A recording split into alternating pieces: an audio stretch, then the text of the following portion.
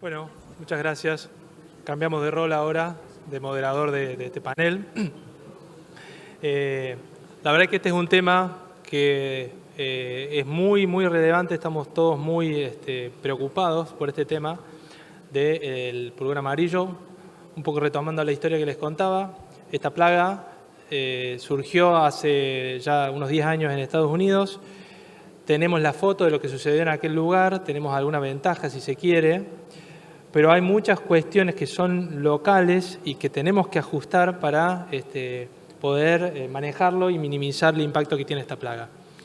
Hoy tenemos entonces a 3 disertantes, como bien fueron presentados, y van a tratar temas relativos a la...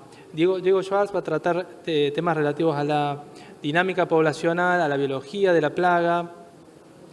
El INTA y sus entomólogos, su red de entomólogos ha hecho un trabajo muy interesante en estudiar la plaga y creo que aportan mucho al diseño de herramientas específicas para esta plaga. Así que, bueno, Diego, vas a comenzar con este tema. Martín va a comentar algo sobre lo que es monitoreo de la plaga y todo lo que está viendo en esta red de monitoreo y a nivel productivo, la respuesta que están teniendo. Y Esteban va a desarrollar un poco más de la calidad de la aplicación. Así que le damos la bienvenida, Diego, para iniciar tu presentación.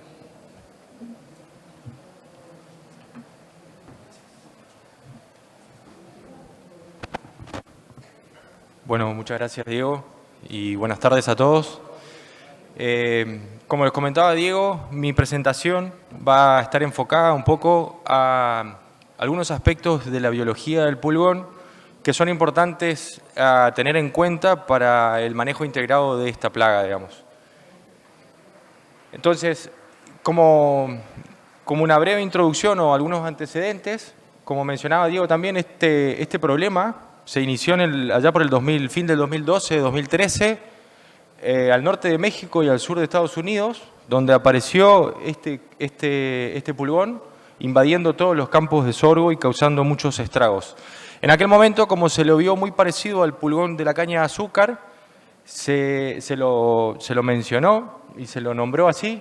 A partir de ahí empezó a diseminarse por todo Estados Unidos y México y después siguió su camino avanzando latitudes más hacia el sur. 2018 se lo identificó en Brasil y nosotros en Argentina, fin del 2020, principio del 2021, fueron los primeros registros. Como les dije, primero, por su gran similitud, hablamos de pulgón de la caña de azúcar, que es Melanaphis zachari, pero lo que se supo desde el principio que estábamos presentes a un superclon. ¿Por qué? Porque no era el mismo pulgón de la caña de azúcar que ya habíamos conocido y registrado hace 30, 40 años atrás, sino que tenía aptitudes biológicas superadoras y que tenía algunas ventajas competitivas. Después, con nuevos estudios de tipo molecular, se pudo identificar bien a esta especie y se encontró que en realidad es el pulgón amarillo del sorgo, Melanaphis sorgi, pero que, morfológicamente es exactamente idéntico al de la caña de azúcar, hasta incluso en su parte molecular, digamos, en su genoma, digamos, es muy similar, o sea, están muy emparentados. Y si vamos a la relación hospedador-plaga, la gran diferencia es que esta plaga tiene una muy alta preferencia por el sorgo, a diferencia de que casi no prefiere caña de azúcar. Si ponemos parcelas a la par de caña de azúcar y sorgo, este biotipo se va o prefiere todo el tiempo a sorgo. Este es un trabajo, el que está mencionado acá a la derecha, no se ve el puntero, en el cual nosotros identificamos a la especie en Argentina justamente mediante técnicas de identificación molecular.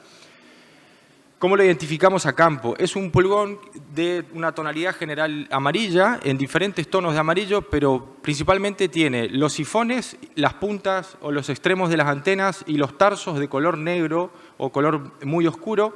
Y a campo nos podemos encontrar con diferentes colores de colonias. En la época donde el sorgo está en activo crecimiento, época estival, esas colonias tienen un aspecto, un color en general de color más amarillo vivo, amarillo fuerte, y aquellas colonias que vamos a encontrar a la salida del invierno, que van a estar en hospedantes alternativos, suelen ser amarillos más oscuros, mostazas, o amarillos grisáceos, como la foto de la derecha.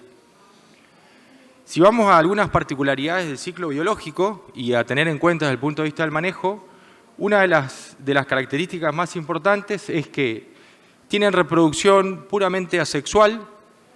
Esto es por partenogénesis, tienen una alta tasa de fecundidad, o sea que esto indica de que lo único que vamos a ver en el campo es a pulgonas hembras. Acá el macho no interviene en la reproducción.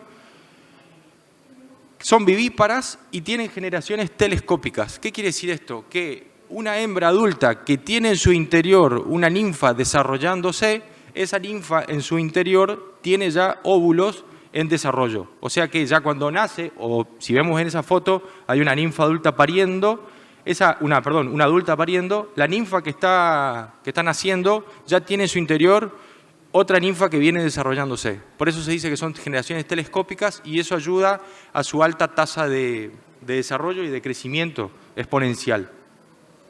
Pasan por 4 estadios juveniles hasta alcanzar el estado adulto y esto lo hacen de 10 a 40 días, dependiendo mucho de la temperatura. Y acá me quiero detener y quiero hacer una mención a esto. El ciclo de este pulgón depende, como de muchas plagas también, pero en este particularmente, depende en gran medida de la temperatura. Y si vemos en esta gráfica, nosotros podemos ver varias cosas importantes. Primero vemos en la línea anaranjada, esa línea que desciende y después, como se queda en una meseta, es el tiempo de desarrollo, o sea, el tiempo desde que nace una ninfa hasta que es adulta y puede reproducirse, digamos, o dar al parir nuevas ninfas. Después, en la línea azul, tenemos la cantidad de ninfas que puede producir una hembra y en la línea gris, la longevidad relacionado con la temperatura. Fíjense que nosotros podemos ver acá que la temperatura óptima está entre 22 y 25 grados. Es una temperatura relativamente templada, pero a su vez tiene umbrales térmicos entre 8 y 37 grados centígrados.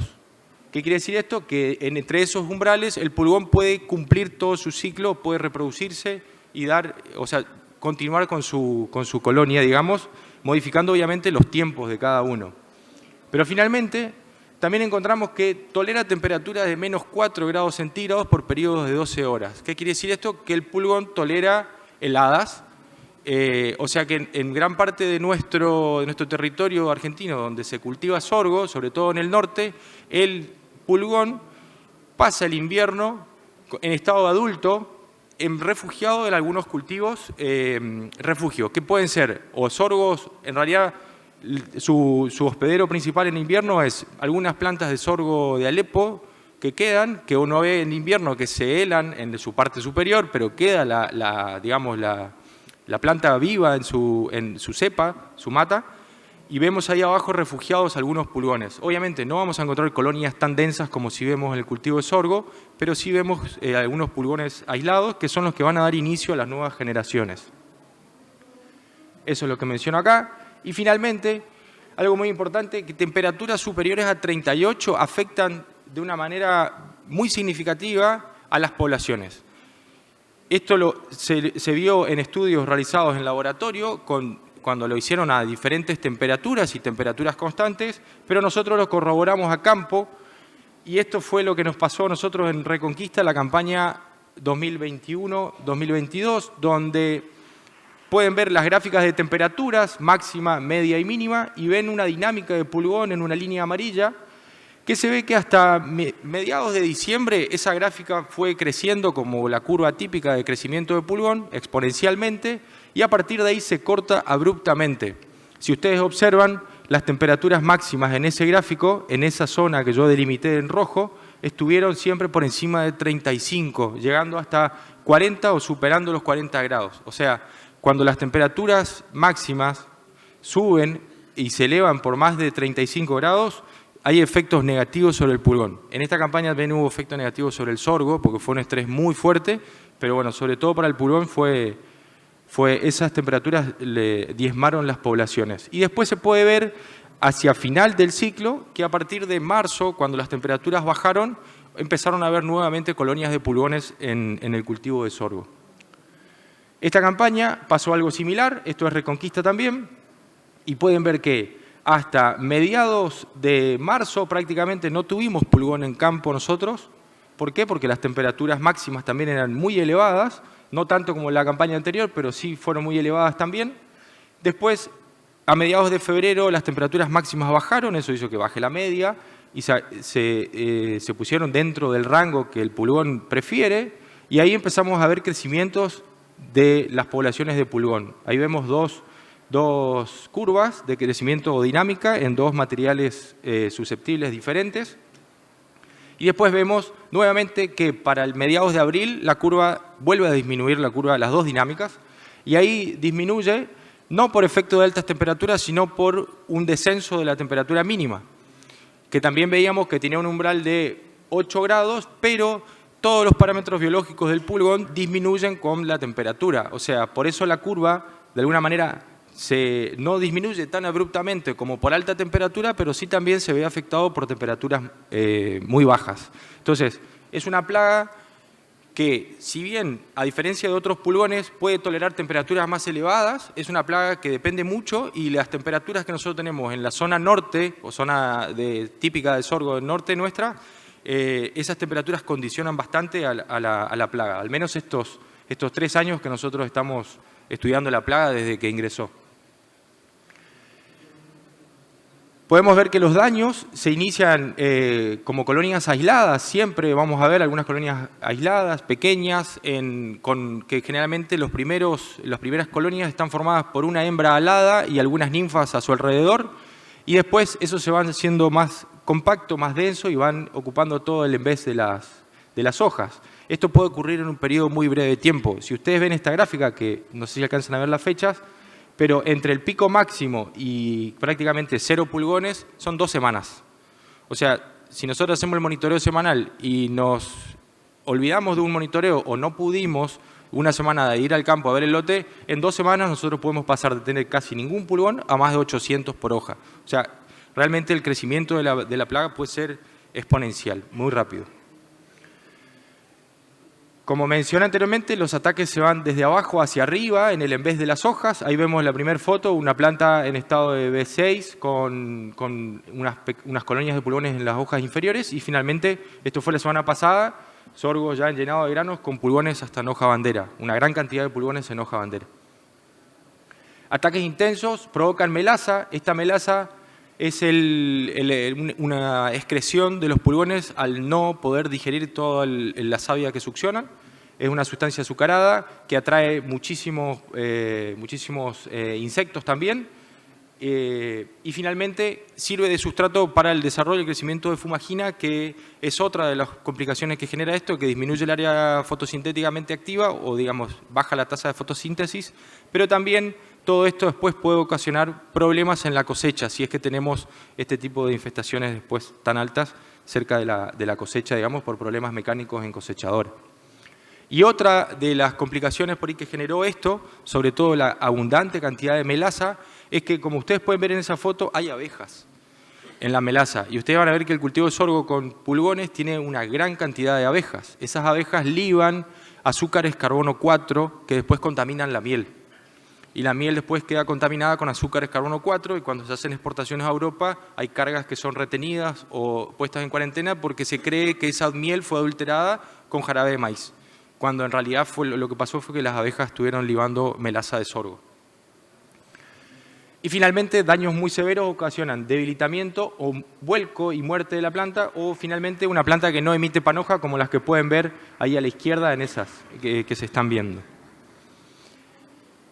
Teniendo en cuenta entonces lo mencionado anteriormente y cómo podemos relacionar los daños ocasionados o el impacto que puede tener esta plaga en el ciclo del cultivo de sorgo, nosotros podemos mencionar de que las pérdidas son mayores cuanto más temprano tengamos el ataque de este pulgón, sobre todo en estadios vegetativos tempranos. ¿Por qué? Porque el pulgón puede ocasionar la muerte de la planta en ese momento. Después, una vez que la planta está en embuche o en prefloración, las pérdidas pueden ser menores, porque no tenemos muerte de plantas, pero siguen siendo una pérdida muy alta, por un menor número de granos, o incluso lo que vimos en la foto anterior de plantas que no emiten panoja. Y finalmente después, cuando está en llenado de granos, lo que ocasiona al pulgón, ataques intensos, es menor peso de los granos, y eso no solamente trae disminución de rendimiento, sino también después problemas en la comercialización por no alcanzar los estándares. Entonces, ¿cómo cuantificamos los daños? Hay algunos estudios que nosotros capitalizamos, que fueron hechos en Estados Unidos y México, en el cual estimaron la pérdida con diferentes densidades de pulgón, y este estudio particular que fue hecho en México encontraron que con alrededor de entre 50 a 100 pulgones, nosotros tenemos una merma pulgones por hoja, tenemos una merma de alrededor del 10% de rendimiento, y que por cada hoja dañada con melaza y fumagina se pierde un 8,5% de rendimiento. Otros autores en Estados Unidos también estimaron esto y encontraron que por cada 100 pulgones por hoja hay una pérdida o disminución de rendimiento de alrededor del 10% también. O sea, de alguna manera, los dos estudios son coincidentes en mayor o menor medida. Esto nos da a nosotros un umbral de tratamiento de alrededor de 50 pulgones por hoja. ¿Y por qué digo alrededor? Porque depende de muchos factores el umbral. El umbral es dinámico. Va a depender de cada productor, tiene un umbral diferente, va a depender del producto que se esté utilizando, del precio que tenga el sorgo en ese momento, de si tengo una máquina contratada o la máquina es propia, pero de alguna manera podríamos tomar como aproximado 50 pulgones por hoja, también teniendo en cuenta que para un umbral de tratamiento tomamos un umbral un poco más conservador o más bajo para por así poder hacer una aplicación y evitar alcanzar ese nivel de daño económico que era de 100 pulgones o del 10% de rendimiento.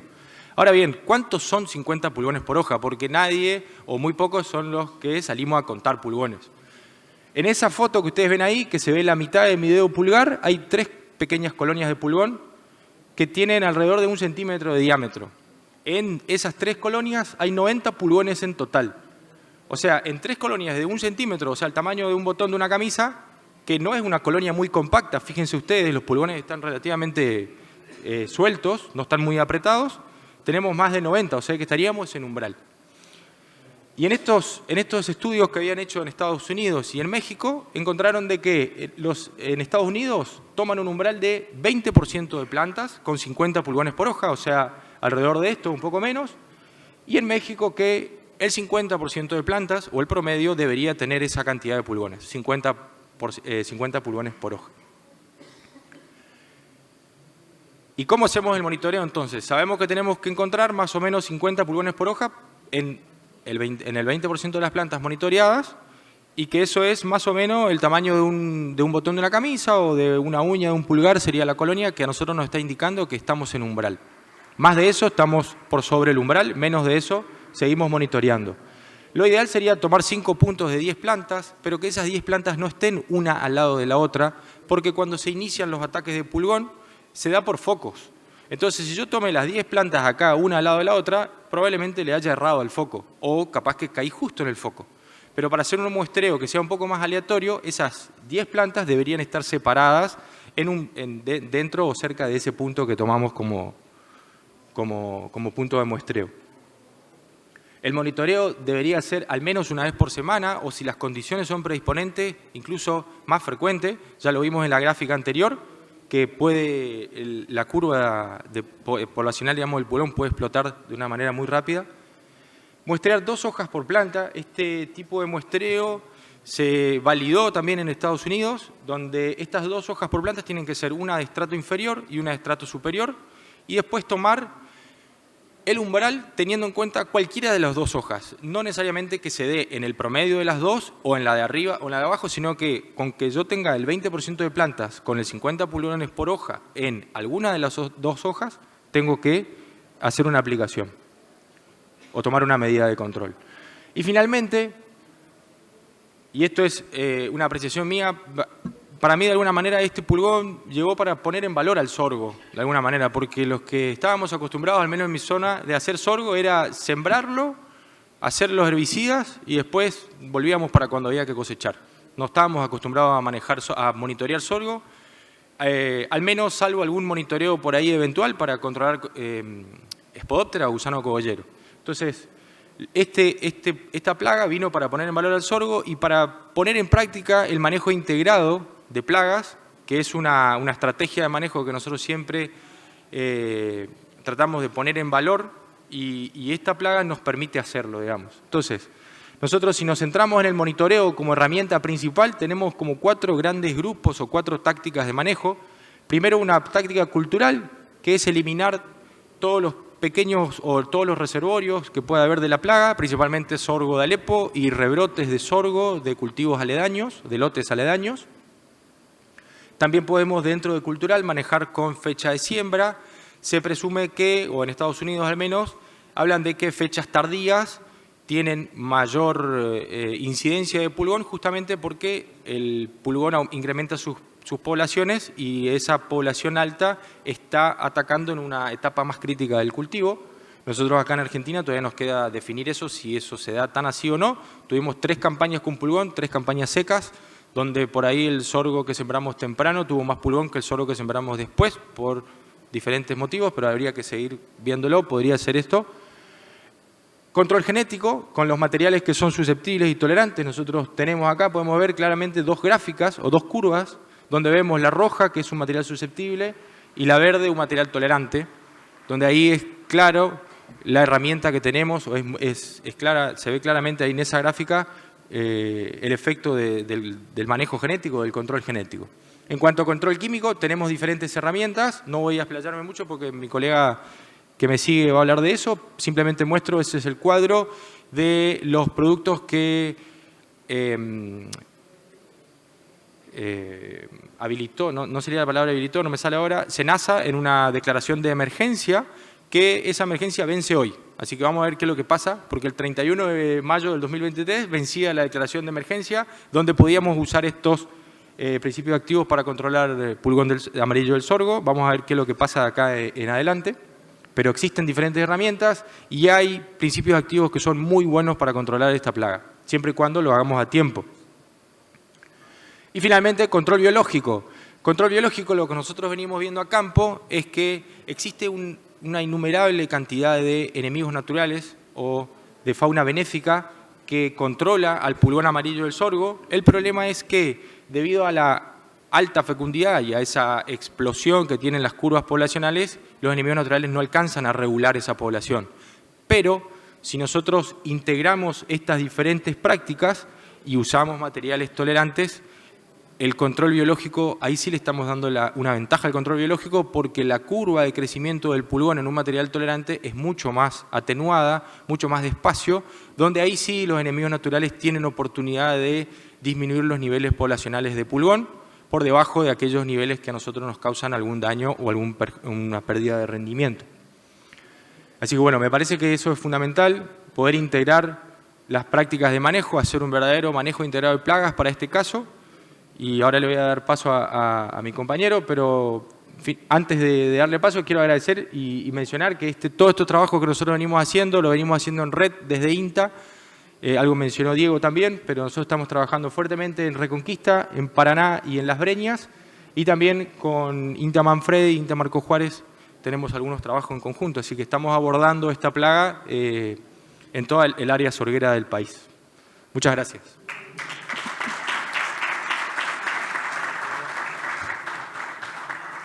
Bueno, muchas gracias Diego, muy interesante la presentación. Simplemente para recordar que tienen una publicación muy interesante de INTA con todos los entomólogos, sí, para que la busquen en la... Bueno, ahora la página de INTA está caída, pero para que la busquen para bajarla.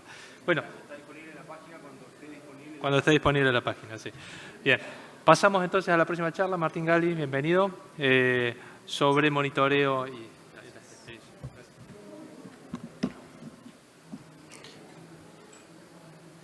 Bueno, primero gracias a Maizar por la invitación y gracias a ustedes por estar en la sala. Vamos a hablar un poco de cómo hacemos para manejar esta plaga que nos presentó Diego, una plaga que sin duda tiene ciertas características que la hacen bastante interesante y desafiante. Nosotros cuando pensamos en el manejo de una plaga o en el control de una plaga, siempre pensamos, lo primero que se nos viene en la cabeza es el control químico. Y como decía recién, es bastante desafiante pensar que vamos a manejar el pulgón amarillo del sorgo solo con una estrategia de control químico. Por todo lo que mencionó Diego, que vale la pena repetirlo, es una altísima tasa de reproducción. Nosotros cuando hablamos de control químico siempre tratamos de mencionar que, bueno, una vez que pasa el umbral, tratar de siempre trabajar con poblaciones bajas de plaga, cuando hablamos de control químico en general. Y en este caso es como que la reinfección por la alta tasa que tiene el pulgón de reproducción es permanente, es una plaga que nos acompaña durante todo el ciclo del cultivo. Si no hay alguna condición climática adversa, va a estar durante todo el ciclo y bueno, eso plantear, no sé, cuando uno hace un presupuesto de un cultivo, tantas aplicaciones, es bastante complicado.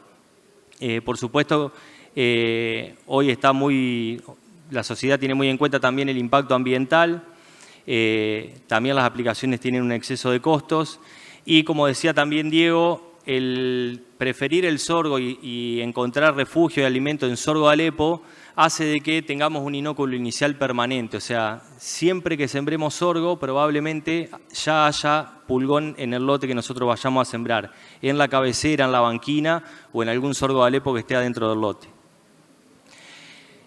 La charla voy a ir rápido, pero vamos a tratar de ver de qué manera podemos salir un poco del foco del control químico y pensar también en sumar otras estrategias de control de la mano del control genético, que es un poco la llave que nos abren los híbridos tolerantes a este manejo integrado que decía Diego. Y también es interesante ver cómo juega acá el control biológico en un cultivo en donde la plaga, el pulgón, tiene muchos depredadores, muchos controladores biológicos, muchos insectos benéficos que consumen pulgón. Entonces nosotros cuando recorremos un sorgo con pulgón vemos muchos insectos benéficos y por ahí queremos saber un poco más de cómo están trabajando.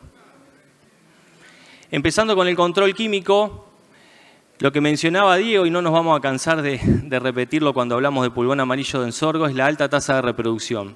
Estas son fotos que yo saqué en el patio de mi casa en Sorgo Alepo en diciembre del año 21, cuando vino el ataque, al otro año de que empezó el ataque, y contando los pulgones vos te das cuenta de que en muy pocos días, casi en 11 días, pasamos de 27 pulgones a 240.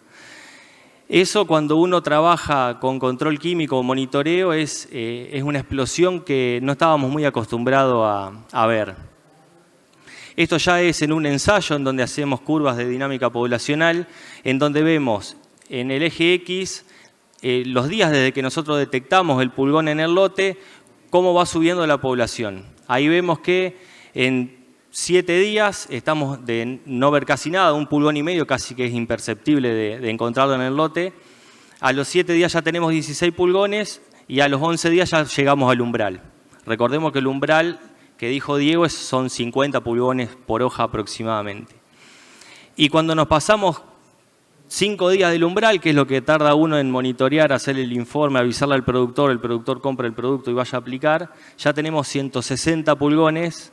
Y si el productor no fue muy rápido y se tomó otros 9 días más en aplicar, la verdad que el control se transforma en inmanejable.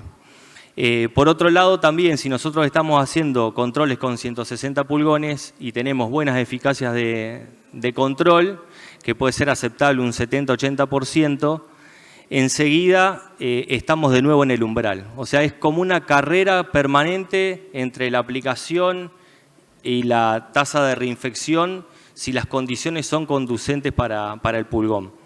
Y yendo a lo que están observando ahí ustedes, si nosotros estamos trabajando con 450 pulgones por hoja, que puede ser 10 días de que pasó el umbral y el productor no aplicó, vamos a necesitar para estar casi en el umbral de nuevo después de la aplicación, una aplicación de un 90%. Esteban se va a encargar un poco de decirnos cómo podemos tratar de lograr esa eficiencia de control en la siguiente charla, pero lo importante de ver esto es que nosotros podemos tener un buen monitoreo, elegir un buen insecticida, tener una buena aplicación, pero así todo, quizás el pulgón nos requiera 2 o 3 aplicaciones. Dentro de lo complejo que es el control químico en el pulgón amarillo, también Diego mencionaba que hay pocos productos registrados. Bueno, es una plaga nueva, no teníamos producto, entonces SENASA el año pasado largó principios activos que podemos utilizar. Esa es la lista. También, bien como mencionaba Diego, vence hoy. Supongo que eso se renovará o no sé cómo quedará. Y ahí en el listado los primeros 3 productos son piretroides. Después hay un carbamato que es pirimicar, que es, por lo menos en mi zona se consigue banda roja, con lo cual es bastante complejo pensar en aplicar un insecticida de ese tipo con avión. Y después tenemos sulfoxaflor, un producto banda verde y selectivo, y la mezcla de sulfoxaflor con piretroide. Como para dejar ahí un concepto de control químico del pulgón, yo creo que el pulgón es fácil de matar, con cualquier producto lo vamos a matar, pero lo que lo dificulta en este caso es la alta tasa de reproducción y la ubicación en la planta. Con lo cual, si pensamos controlar con piretroides, que son productos de volteo, es muy difícil voltear un pulgón que está en el envés de la hoja y en el tercio inferior de la planta. Entonces, yo tendría ahí mucho cuidado en tratar de hacer aplicaciones con piretroide para el control de pulgón. Y lo que nosotros vemos que anda muy bien es sulfoxaflor. Es un producto que al no estar mezclado con piretroides lo hace selectivo a los insectos benéficos y a su vez es banda verde. Y si llegamos un poco tarde y tenemos mucha cantidad de pulgón y realmente uno requiere bajar rápido la cantidad de pulgón, ahí sí podemos ir al otro producto que es sulfoxaflor en mezcla con piretroide. Nos va a ayudar un poquito más a rescatar ciertos lotes cuando llegamos tarde. El problema es que si nosotros nos enamoramos del sulfoxaflor, es difícil de conseguir por un tema de importación, pero tampoco podemos estar haciendo siempre la aplicación con el mismo producto. Bueno, hablamos de un gran número de aplicaciones por la alta tasa de reinfección. Hoy una aplicación de sulfoxaflor a 60 gramos con avión está a $26, con lo cual se aumentan bastante los costos de producción y eso aumenta el impacto ambiental, por supuesto. Tema calidad de aplicación, lo hablamos recién, lo va a tocar Esteban, así que no vamos a ahondar. Esto también lo mencionó Diego, creo que es muy importante. Nosotros estamos aplicando con avión un cultivo que de por sí ya es muy atractivo para polinizadores, como es el sorgo. Tiene mucho polen expuesto durante un periodo bastante importante de tiempo. Cuando hacemos aplicaciones en sorgo, nosotros tratamos de tener en cuenta una ventana horaria para no estar aplicando cuando hay polinizadores en el cultivo, que va más o menos de las 10 de la mañana a las 5 de la tarde, pero en verano y con melaza, los polinizadores y los insectos benéficos están todo el día en el sorgo. Entonces eso también es algo que tenemos que tener en cuenta y que va de la mano un poco del monitoreo y de llegar tarde si tenemos híbridos susceptibles. En este caso uno recomendaría hacer monitoreos más frecuentes para no tener que estar aplicando lotes de sorgo con esta cantidad de melaza. Pasando al control genético. En control genético vamos a hablar siempre de una comparación entre los que son los híbridos convencionales o la mayoría de los híbridos que hoy hay en el mercado. Y por suerte aparecieron híbridos tolerantes o ya la industria semillera se está poniendo a trabajar en la tolerancia genética. Este contraste que ven ahí en las fotos es lo que realmente uno ve a campo cuando tiene ambos materiales en el mismo lote. Y yo considero que es una herramienta fundamental no solo para manejar pulgón, sino para hacerlo de una manera integrada. Hicimos varios ensayos, yo les voy a traer 2 de manera muy rápida. En este me voy a detener un poco para que se entienda bien cuál fue el concepto del ensayo. La siembra fue en diciembre en la localidad de San Guillermo, centro-norte de la provincia de Santa Fe. Hicimos 8 surcos de híbridos tolerantes y 8 surcos de híbridos susceptibles y fuimos ahí haciendo los distintos tratamientos que eran de 4 surcos por 3 repeticiones.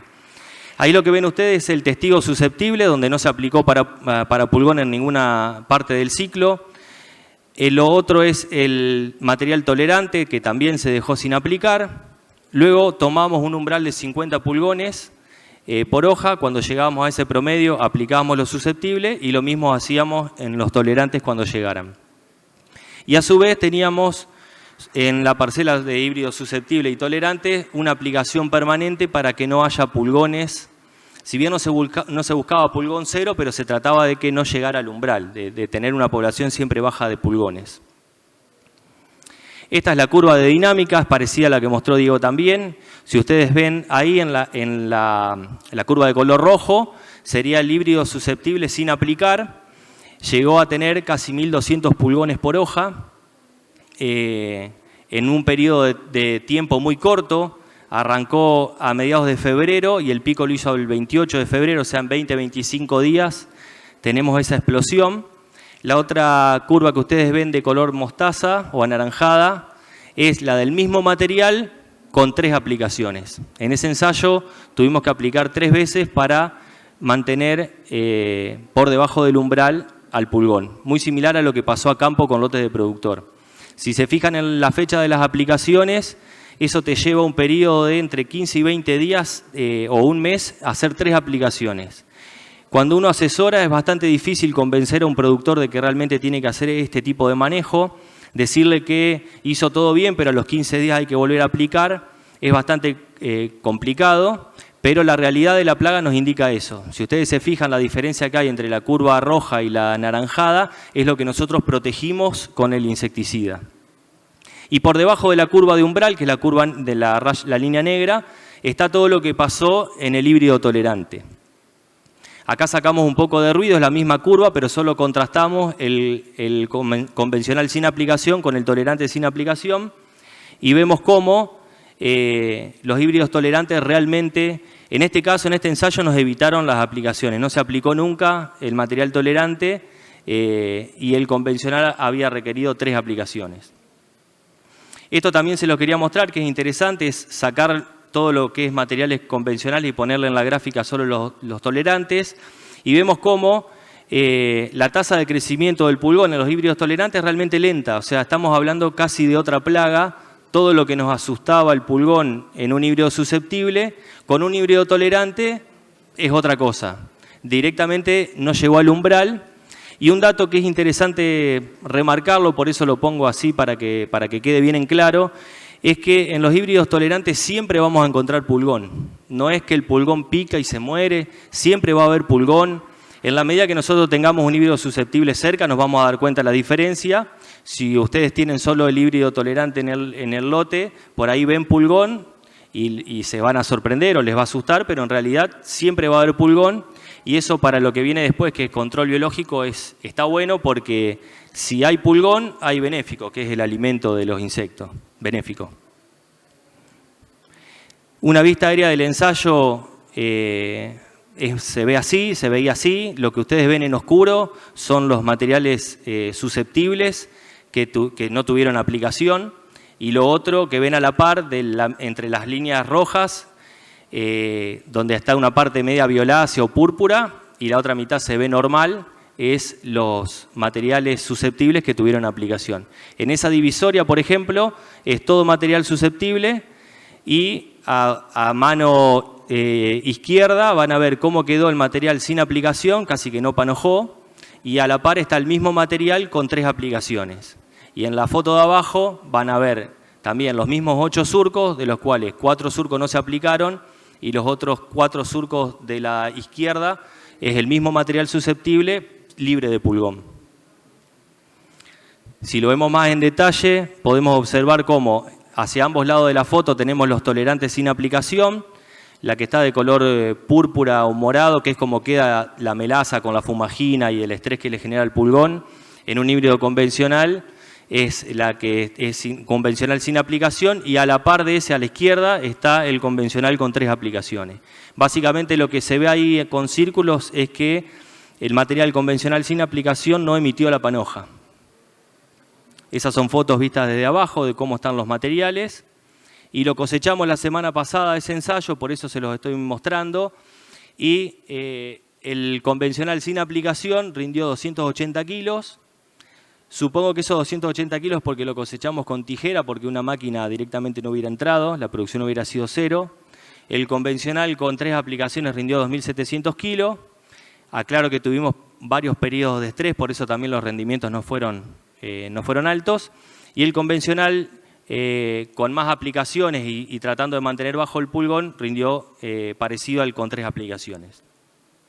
Y el tolerante, por supuesto, se presentó como un material que visualmente no tenía diferencias, rindió 3.500 kilos, esto porque es otra genética también. No necesitó aplicación, o sea que el que estaba a umbral también rindió lo mismo y el libre de pulgón rindió un poquito más, así que también puede haber problemas de suelo, de estrés, pero en realidad tendrían que haber rendido los 3 lo mismo. El mismo ensayo, pero en una siembra más tardía, presenta exactamente lo mismo, así que lo voy a pasar rápido. Lo único que acá, en este ensayo, requirió 4 aplicaciones el convencional y hacia el final de ciclo, esa es la diferencia que hay entre el convencional aplicado 4 veces y el sin aplicación, curva roja sin aplicación y el otro es con 4 aplicaciones. Y acá es lo mismo que veíamos en el otro, los tolerantes siempre van debajo de la curva de umbral, siempre vemos pulgón a lo largo del ciclo. En este caso sí requirió una aplicación el material tolerante, lo hizo hacia el fin del llenado, vendría a ser, o promediando el llenado, y es para mostrarle que también un híbrido tolerante, si pasa el umbral, después podemos discutir si el umbral de los tolerantes o los susceptibles es el mismo, pero en este caso el ensayo llegaba a 50 pulgones y aplicamos. En este caso llegó y uno tampoco se debería sorprender por eso. Si bien nos fijamos de que el otro llegó a 800 pulgones, o sea, realmente la tecnología funciona muy bien. Las fotos son similares, los convencionales no panojaron o panojaron muy poco y los tolerantes la verdad que se los veía muy bien. Todas estas fotos son sin aplicación. Para finalizar, control biológico. Es muy interesante ver cuando uno recorre el sorgo que hay un montón de insectos benéficos. En este caso son todos depredadores. Lo que más vemos son depredadores. Hay parasitoides de depredadores. Ahí tenemos vaquitas de San Antonio, hay crisopas. Esa larva que ven abajo a la derecha es una larva de la mosquita que está en la flor amarilla, que son moscas sírfidas. Todos realizan un excelente control de pulgones, pero si lo contrastamos con la tasa de crecimiento que tiene el pulgón, nunca van a llegar a consumir tantos pulgones como lo que se generan por día. Entonces nosotros vemos de que el control biológico está presente permanentemente en el sorgo, pero que le gana el pulgón, o sea, no hay duda de eso. Ahora, cuando nosotros ponemos un híbrido tolerante con otro ritmo, con otra tasa de crecimiento, ahí es donde vemos nosotros la ventaja del control biológico o la potencia que tiene el control biológico, y esa combinación de híbridos tolerantes y control biológico realmente mantienen al cultivo debajo del umbral durante casi todo el ciclo. Y bueno, un poco para terminar como finalizamos la charla, es una plaga muy complicada, requiere un manejo, requiere conocer todas las herramientas que hay hoy en el mercado y tratar de cambiar ese pensamiento que tenemos de que primero estaba el control químico, bueno, ahora tratar de ver de qué manera combinamos las 3 herramientas, genética, control biológico y control químico, para hacer un manejo integrado. Siempre la base del manejo es el monitoreo. No pasemos ahora a no monitorear los lotes porque tenemos híbridos tolerantes. Así que el monitoreo tiene que estar permanente y fundamentalmente, y sobre todo si vamos a sembrar un híbrido susceptible, en ser más rápido que el pulgón. Es la única forma que nosotros tenemos de ganarle a la velocidad que tiene el pulgón en el sorgo. Muchas gracias.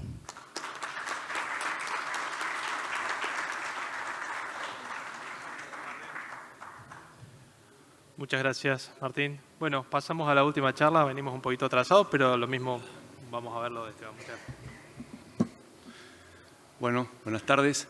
Agradecer a Advanta Semillas y a Maizar por la invitación. Vamos a tratar de ir lo más rápido posible. ¿Acá dónde hay que apuntar? Ahí. Bueno, el título, mitos y realidades en las aplicaciones de productos fitosanitarios. Todo lo que es aplicaciones, hay muchas cosas escritas, en realidad, con bastante antigüedad. Los programas de las facultades en lo que es tecnología de aplicación están bastante atrasados en terapéutica, la mayoría de las facultades. Yo voy a tratar de contarles brevemente mi experiencia del año 97 a esta parte, trabajando en ese mapa que ustedes ven, en cultivo intensivo, extensivo, bajo invernáculo, con avión, helicóptero, dron, terrestre, arrastre, lo que sea. En realidad hay que entender ciertos conceptos. Esto lo hicimos con un amigo que tenía, que bueno, ya falleció, Oscar Dichara, en el año 2003. Se nos ocurrió una idea que a ustedes les pasa permanentemente. A ustedes los sorprende un chaparrón, ese chaparrón es de 1 milímetro, pero la gota es grande. Ustedes se meten abajo de ese árbol como hizo el paisano. Ahora, una lámina de 1 milímetro son 10.000 litros de agua por hectárea. O sea, mucha agua cuando uno la pasa a aplicación. Cuando la gota es grande, la van a frenar las hojas de arriba, pero esas gotas grandes, si encuentran un hueco, hasta el piso no paran. Nunca al ser grandes van a tener movimiento, el paisano ese va a quedar seco. Esa es la foto que ustedes ven en el verano. Ahí llovieron 2 milímetros, ese es un amigo que tengo en INTA Crespo, cayeron 20.000 litros en una hectárea y el Corsa ese sigue seco. Entonces, ¿cuándo se va a mojar el paisano? Se va a mojar el paisano cuando siga lloviendo.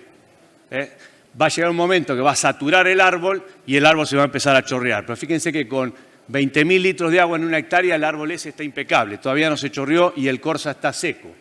Entonces, ¿qué pasa si cambiamos el tamaño de la gota? O sea, la misma lluvia, hacemos una llovizna fina. Una llovizna fina tiene 200 micrones. Hablando de tamaño de gota, 1000 micrones es 1 milímetro. Siempre hablamos de micrones.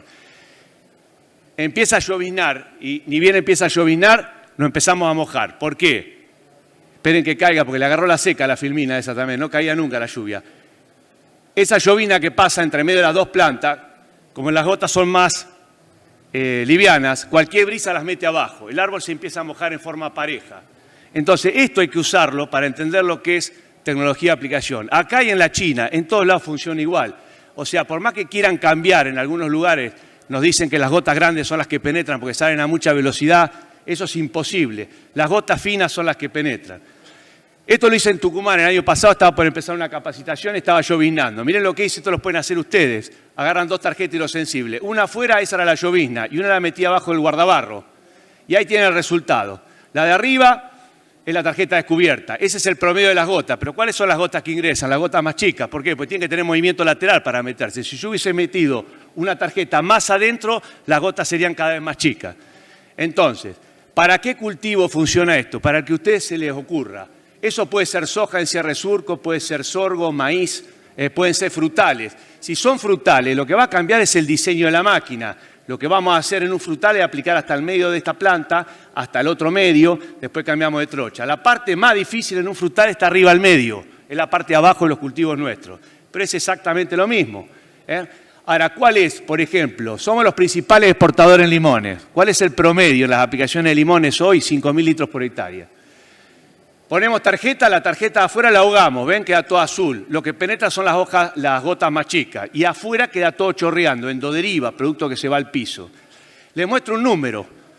Una de las empresas más grandes tiene 6.000 hectáreas. Hace 7 aplicaciones por año y consume 5.000 litros por hectárea. O sea que utiliza 210 millones de litros en una campaña. Si usted reúne una máquina autopropulsada para hacer barbecho con 50 litros, con esa agua hacemos 4,2 millones de hectáreas de barbecho. Y si juntamos las 60.000 hectáreas de limones que hay en el NOA, hacemos 42 millones de hectáreas de barbecho. Entonces, empecemos a cuidar el recurso, agua. El agua es un contaminante para los productos, es lo que más se evapora. Lamentablemente está escrito en muchos lados que lo que soluciona es el agua y no es así. Uno de los problemas son los marbetes. Vamos a ver siempre en los marbetes, ahí tienen fungicida. Que va a haber una relación de 1:10 entre lo que es aplicación aérea y terrestre. ¿Ven? 15 litros aéreos, 150 terrestres, 20, 200. Algo pasa que el avión tira menos litros. Harry Potter haciendo magia no va. Ahora, ¿por qué dice 150 o 120 el marbete? Porque bueno, este es un marbete de México. Ahí está la droga que habló Martín. En ese marbete, 600 litros los mexicanos.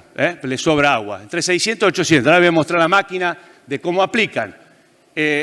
Justamente cuando empezó el problema este, en enero me llama Santiago Rentería, que es el ex breeder de Advanta de sorgo, me dice, Esteban, está entrando toda la información de México, Estados Unidos, algo va a haber que hacer porque no podemos tirar 600, 400 litros de agua por hectárea.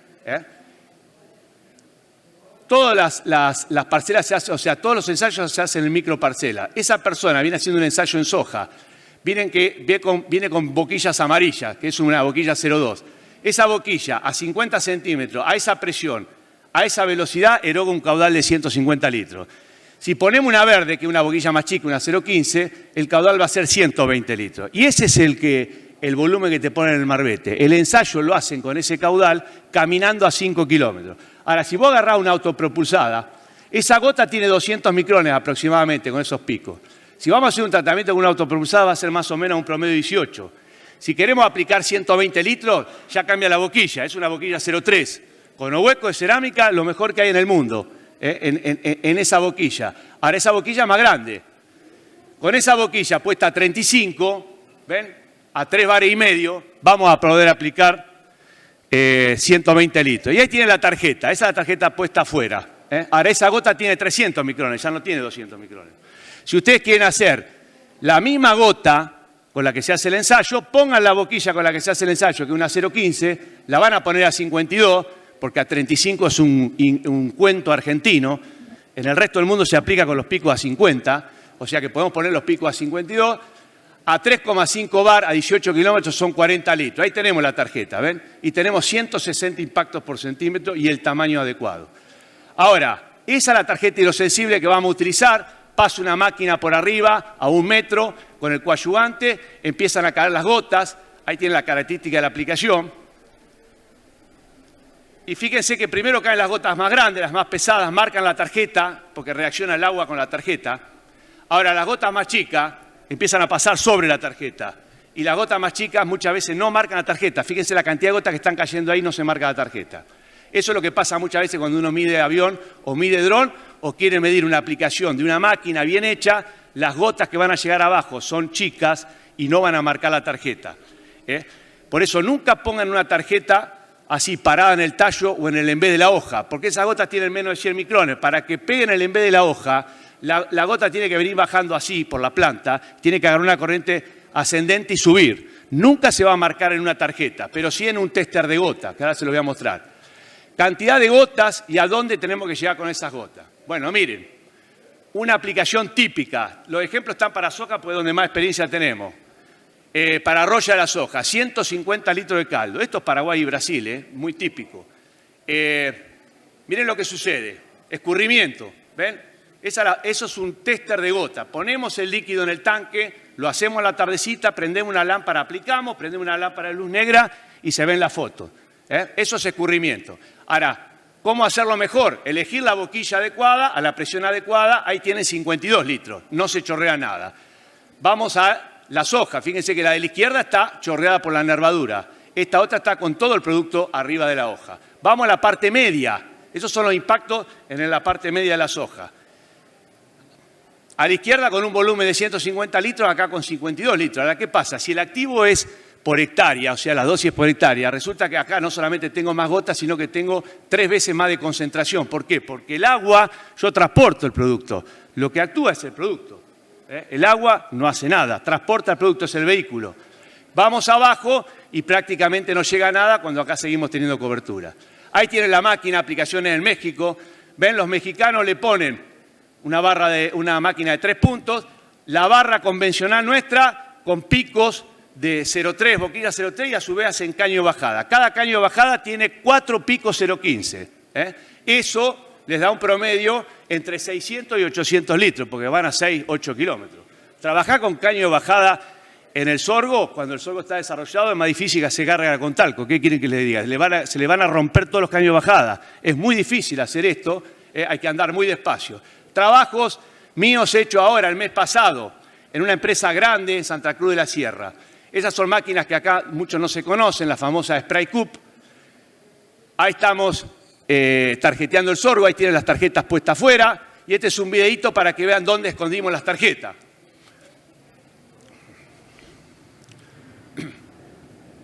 Hay tarjeta bien abajo y tarjetas en el piso. Lo que no puse es espejo. Tendría que haber puesto espejo porque en el espejo, en realidad, hay que limpiarlo bien al espejo. En el espejo se van a ver todos los impactos. Impactos que no marcan la tarjeta, sí van a marcar el espejo. Bueno, ahí está la aplicación, regulamos la máquina. Ahora les voy a mostrar con qué boquilla. Ahí agarró un pocito. Ahí viene aplicando 25 litros.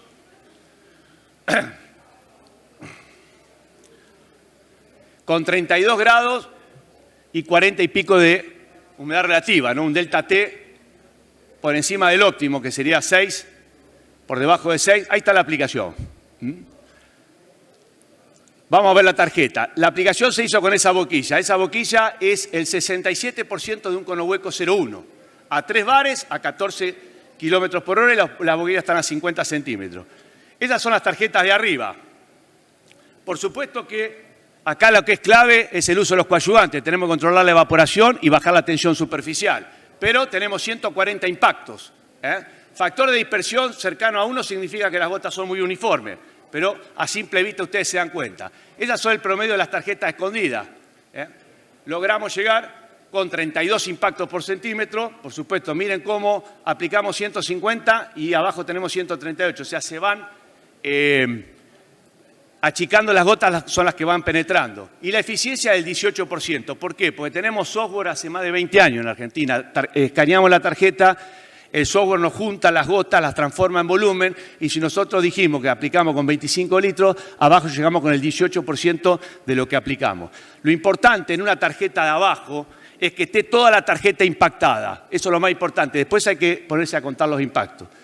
¿Cómo protegemos las gotas? Utilizando antivaporantes. Algo hecho también el mes pasado en Bandera. Ahí estoy colocando las tarjetas en el cultivo de soja, pero acá estamos un poquito más complicados, ¿no? 40 grados, 40% humedad relativa. Y hay veces que hay que aplicar. No sé quién está agua, pero la voy a tomar yo.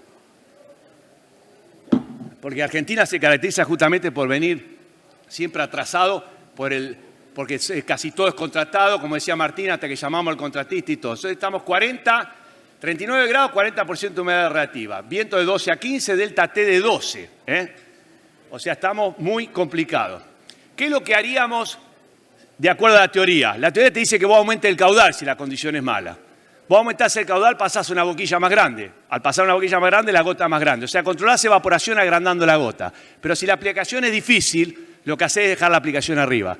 Hace muchos años que Argentina viene trabajando empresas muy serias en el desarrollo de coadyuvantes y les voy a mostrar qué es lo que hicimos acá. Colocamos la tarjeta hidrosensible del lado contrario donde venga el viento, en aquella punta, ¿ven? Para que reciba el traslape de esta barra. Y ahí está el video. Puse justamente las tarjetas en el lugar donde la soja estaba más turgente. Ahí viene aplicando 36 litros por hectárea con el 30% más del coadyuvante bueno que ya se usaba. O sea, hay que elegir un coadyuvante bueno y en esas situaciones subir la dosis. Así se trabaja, si hay que aplicar. Ahí están las tarjetas afuera. Resumiendo, esa es la boquilla que se usó, una 0,2, la pusimos a 70, ven, a 3 bares, a 19 kilómetros, esa es la tarjeta de arriba. Porque hay gente que dice que esa gota se evapora, se vuela. No. O sea, uno puede manejar la aplicación tranquilamente con la tecnología que hay hoy. Arriba juntamos 137 impactos y abajo en promedio, en el tercio medio, juntamos 30 impactos por centímetro. Una eficiencia del 14% en condiciones que nadie aplicaría. Yo no digo que tengan que aplicar ahí, no es lo ideal aplicar ahí, pero muchas veces se aplica en condiciones que no son, pero existen herramientas que nos posibilitan llegar con las gotas del tamaño adecuado. La importancia de bajar la tensión superficial en el caldo a aplicar. Bueno, fotos de Igarzábal, el piretroide, o sea, ¿qué es el volteo? El volteo es la suma de, contacto más inhalación. Contacto sería o le pegamos al insecto o ponemos el producto cerca para que el insecto lo lleve puesto cuando camina. Y la inhalación si el producto tiene fase vapor. El clopirifos ya lo sacaron, o sea, no tenemos casi nada con fase vapor, vamos al contacto. Ahora, ¿por dónde entran los piretroides? Venían investigando que entraban por los espiráculos. ¿Quién los descubrió? Los espiráculos por donde hacen el intercambio gaseoso. Lo descubrieron los japoneses. En el 2008 hicieron un trabajo. Solamente los japoneses se pueden poner a tapar los espiráculos con parafina. ¿Saben lo que es tapar los espiráculos de los insectos uno por uno con parafina? Le pusieron el insecticida en el tórax y lo compararon con el mismo tratamiento sin el bloqueo. 5% de mortandad cuando bloquearon los espiráculos, 95% sin bloquear los espiráculos. Entonces, ¿por qué es importante bajar la tensión superficial? Porque primero, hay que achicar la gota porque los insectos están abajo, si no, no entramos. Hay que protegerla y hay que bajar la tensión. Si bajamos la tensión superficial, es como si fuera un efecto de capilaridad. Cuando el insecto camina, si la gota bajó la tensión superficial, le va a empezar a subir por el insecto, lo mismo que si le pegamos al insecto, se va a empezar a desparramar por el insecto. Entonces va a entrar por los espiráculos. Entonces, cuando apliquen insecticidas, estábamos hablando de insecticidas que no son baratos, hay que usar buenos coadyuvantes. No compren el mejor producto, lo mismo para fungicida, para lo que sea. Compran productos que valen fortuna, van al coadyuvante, eligen el más barato. Y desarrollar un coadyuvante lleva tiempo. Vayan a las empresas serias que hacen ensayos. No compren cualquier cosa. Terminando. El ser humano no tiene dinero para abastecer de agua a las zonas áridas, pero sí tiene dinero para buscar agua en Marte. La pregunta sería si hay vida inteligente en la Tierra. Esto cada vez me está preocupando más. Ahí tienen mis redes. Pueden entrar a Esteban Frola 1, tienen un montón de trabajo en todos esos países que le dije, con todas esas herramientas, y ahí tienen mi mail. Muchas gracias por la atención.